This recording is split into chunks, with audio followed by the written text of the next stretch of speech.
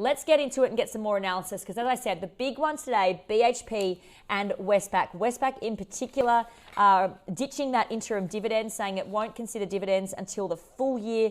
BHP are also in focus. Let's get more. James Gerrish from Shaw and Partners joins us live via Skype in Sydney. James, pleasure to have you on the program. Realise you've, just trying to get across the huge amount of numbers that are hitting the wires this morning, but I will get your view on BHP because I know this is one that you follow quite closely there.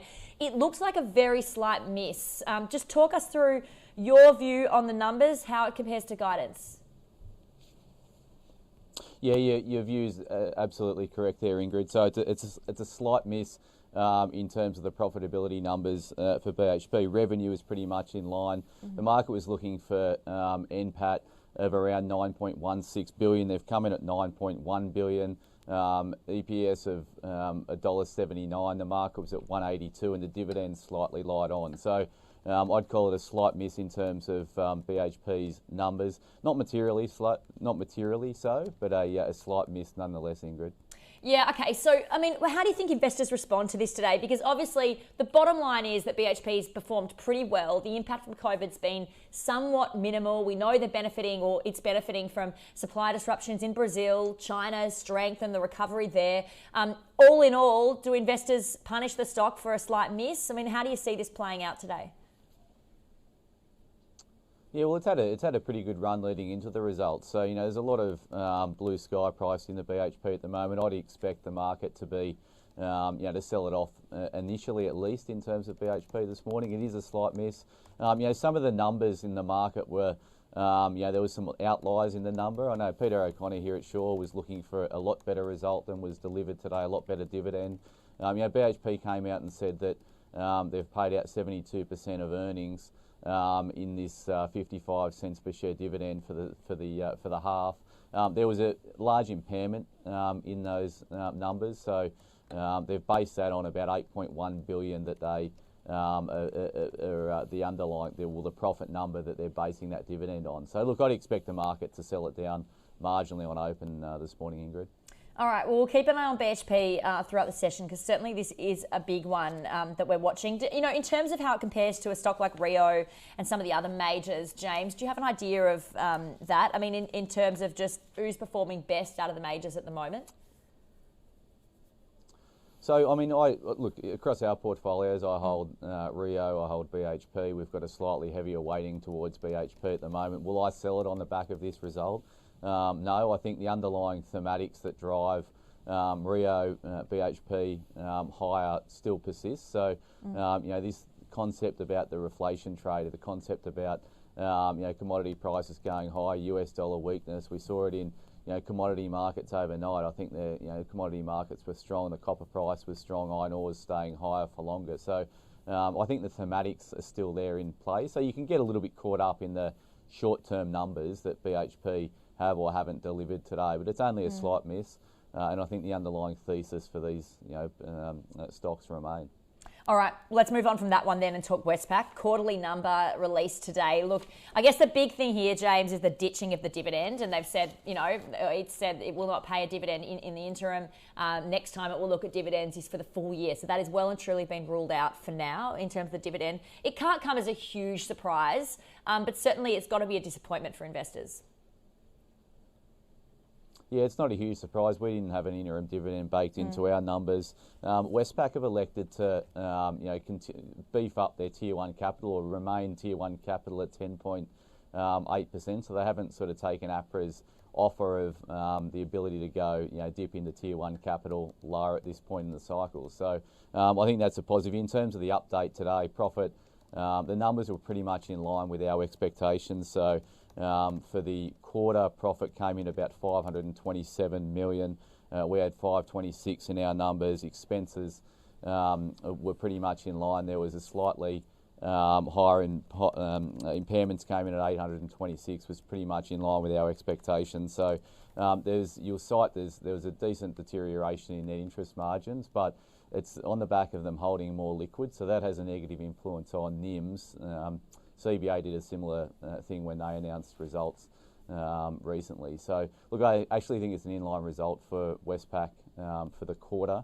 Obviously, some will be disappointed about the dividend, But as I said, we didn't have that baked into our numbers, Ingrid. Yeah, I mean, the banks are an interesting one, aren't they? In terms of net interest margin, we've seen, we saw it with CBA last week. We've seen it with some of the regionals, obviously with Bendigo and Adelaide yesterday, although that's somewhat a different kettle of fish. What do you make of the banks when you compare them to one another? Because we have seen home loans obviously take a hit with the deferrals and what we're seeing in that particular scenario. I mean, are the banks one of the worst hit, would you say, from the coronavirus pandemic? Yeah, absolutely. I mean, banks are a barometer of broader economic activity. They're so influenced by broader economic trends that, we've had a massive shock to the broader economy in Australia and more widely on a global scale. So clearly banks are going to be under pressure. In terms of thinking about them on a relative standpoint, so CBA is our number one pick, NAB's our number two, Westpac then ANZ. Westpac is obviously, Westpac had the weakest tier one capital and they didn't raise equity like NAB did. That's the decision that Westpac have made. Don't pay a dividend, but don't raise capital. So, if they can get through this period without having to raise a decent amount of equity capital, I think that's going to be a positive for the longer term thematic in Westpac. In the short term, NAB's more heavily capitalised. CBA is incredibly well capitalised. We're focusing more on the well capitalised banks at this stage, Ingrid. Just briefly as well, and I realise you probably haven't had any time to get across this because it's only just come out, but Coles coming out with its numbers more broadly, full year profit at 951 million, but it did pay a dividend of 27.5 cents a share. What do you make of Coles more broadly? In terms of the numbers that you just talked about, I was just listening to your numbers drop earlier. So, excuse me. So in terms of the revenue, that beat expectations. Expectations were 37.11. They came in about 37.4, if my numbers are correct, what you said before. NPAT, the market was at 9.35. They came in at 9.51.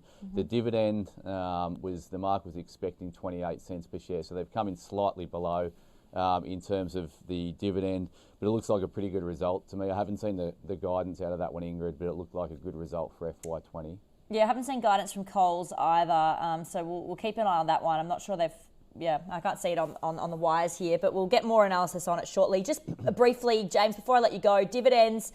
Yes, Coles paid a dividend, and obviously, we've seen them from some companies, but certainly the line we're seeing from a lot of companies this reporting season is will not pay a dividend, and that's compared to sort of the prior period where we did see a dividend. Do you think this is going to last, and how do investors respond to this? Are they somewhat, from clients you're speaking to, are they well prepared to not receive dividends from a lot of companies that they usually would?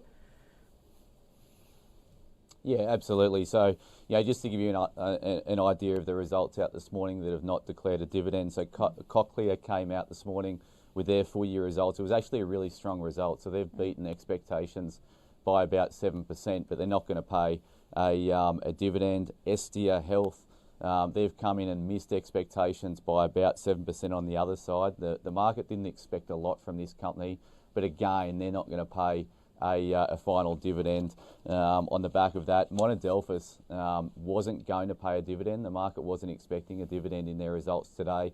They've come out and paid they're going to pay a 13 cents per share dividend. They've also beaten in terms of the result that the market was anticipating. So, some are deferring dividends, but some are actually bringing on dividends that the market hadn't penciled in. So, swings and roundabouts, but you've got to look forward as an investor. We know FY20 has been a difficult year, and I'm of the view that actually, companies retaining some of these earnings is probably going to put them in better stead moving forward. James, a pleasure to have you on the program. You've got a busy day ahead. Thanks so much for joining us first up this morning. Thanks, Ingrid.